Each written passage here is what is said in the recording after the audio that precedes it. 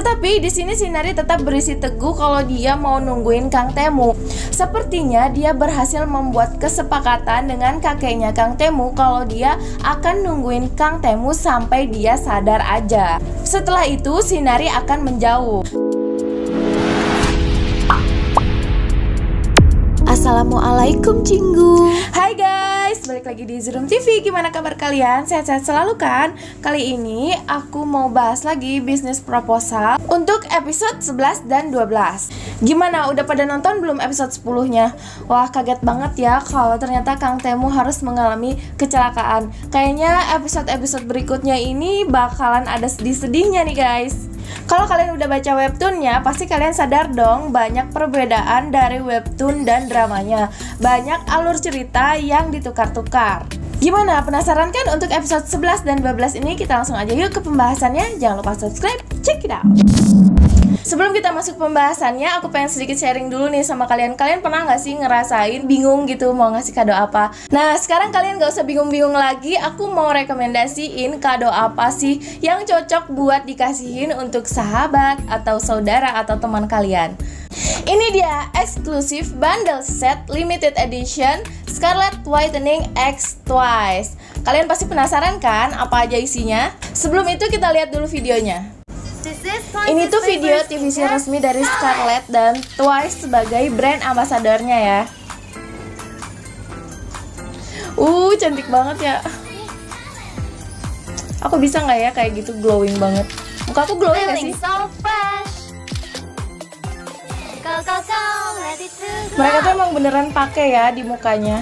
Semua member Twice itu emang pakai Scarlet Whitening, nggak bohong. Cantik banget.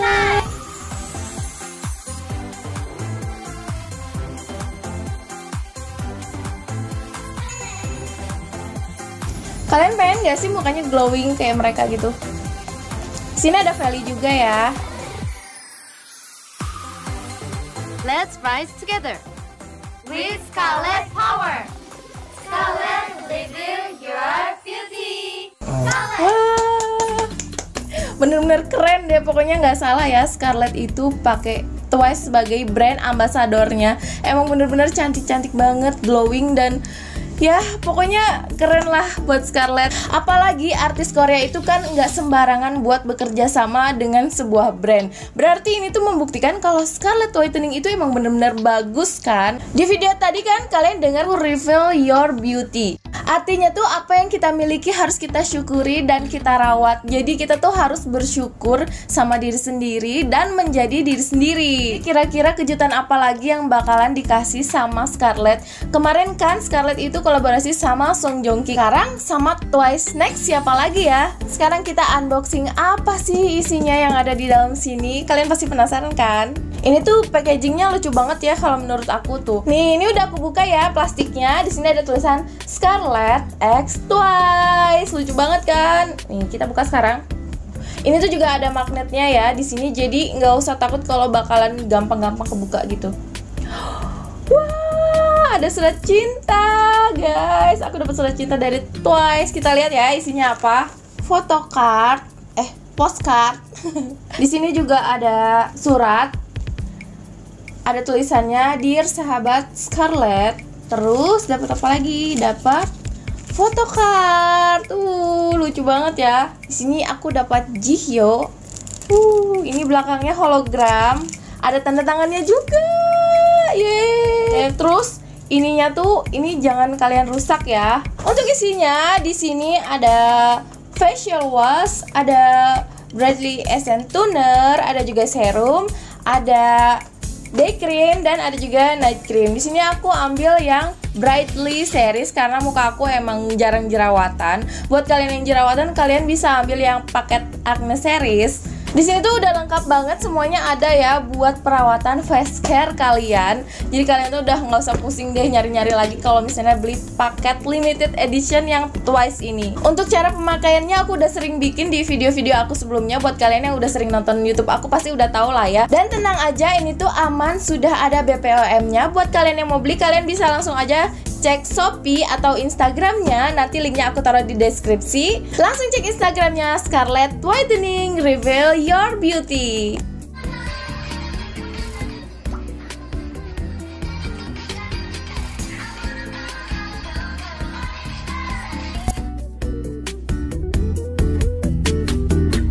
Kita lanjut ke pembahasannya. Jadi, kalau menurut versi webtoonnya itu, yang mengalami kecelakaan itu adalah Sekretaris Cha. Dia mengalami kecelakaan setelah bertemu dengan ayahnya Yungso. Jadi, ceritanya gini, ayahnya Yungso itu ngajak ketemuan Sekretaris Cha karena dia udah tahu kalau Sekretaris Cha ini pacaran sama anaknya. Pada saat pertemuan tersebut, ayah Yungso itu sangat menentang hubungan mereka karena menurut ayahnya Yungso, Sekretaris Cha itu hanyalah anak yatim piatu yang gak punya apa-apa gitu. Jadi dia pikir tuh gak selevel sama anaknya. Saking marahnya, ayahnya Yungso itu sampai melemparkan gelas sampai mengenai pipinya Sekretaris Cha dan pipinya terluka. Di akhir pertemuan tersebut, ayah Yungso menawarkan uang kepada Sekretaris Cha dan memerintahkan dia untuk ngejauhin Yungso. Nah, kalau di webtoonnya, Sekretaris Cha itu nerima uang yang dikasih sama ayahnya tersebut dan dia berpikiran kalau dia menerima uang tersebut dia akan bisa sukses dengan menggunakan uang itu agar dia bisa selevel dengan Yungso. Jadi maksudnya dia itu baik ya. Setelah pertemuan tersebut, Sekretaris Cha menemui Yungso dan dia menceritakan semua yang terjadi. Nah, di situ otomatis Yungso sangat marah dan tidak terima akan kejadian itu. Nah, di situ Yungso pergi. Nah, disitulah Yungso akan tertabrak mobil tetapi diselamatkan oleh Sekretaris Cha. Nah, jadilah Sekretaris Cha yang terluka dan masuk rumah sakit. Nah, itu untuk versi webtoonnya ya guys. Tetapi kita lihat kan di drama malah Kang Tae-moo yang mengalami kecelakaan karena ingin cepat-cepat menyelamatkan Hari. Nah, kita bisa tahu di sini banyak adegan-adegan yang seperti ditukar gitu. Gimana menurut kalian? Komen di bawah ya. Jadi sekarang aku mau prediksi gimana nanti kira-kira episode 11 dan 12.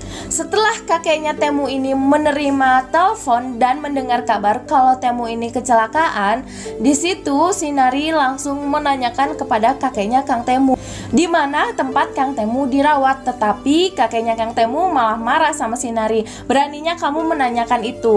Kakek dari Kang Tae-moo langsung cepat-cepat bergegas menuju rumah sakit. Di situ Sinari diam-diam mengikuti kakeknya Kang Tae-moo karena saking khawatirnya dia sama Kang Tae-moo. Sesampainya di rumah sakit, ternyata Kang Tae-moo sudah masuk ruang ICU. Dan tidak lama kemudian Sinari juga nyampe nih di rumah sakit. Terus dia nanya lagi sama kakeknya Kang Tae-moo bagaimana keadaan Kang Tae-moo. Nah, di situ dia malah kena marah lagi sama kakeknya Kang Tae-moo. Tetapi di sini Sinari tetap berisi teguh kalau dia mau nungguin Kang Tae-moo. Sepertinya dia berhasil membuat kesepakatan dengan kakeknya Kang Tae-moo kalau dia akan nungguin Kang Tae-moo sampai dia sadar aja. Setelah itu Sinari akan menjauh.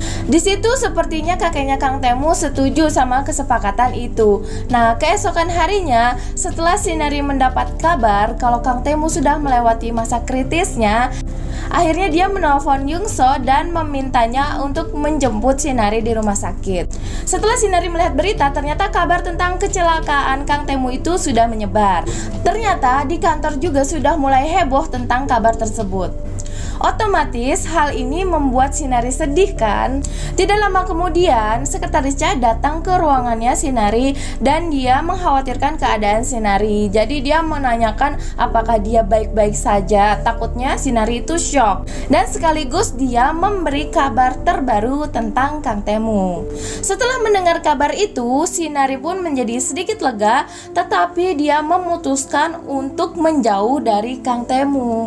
Di sisi lain, Kang Tae-moo yang mulai sadar, dia berusaha menghubungi Sinari tetapi Sinari tidak dapat dihubungi.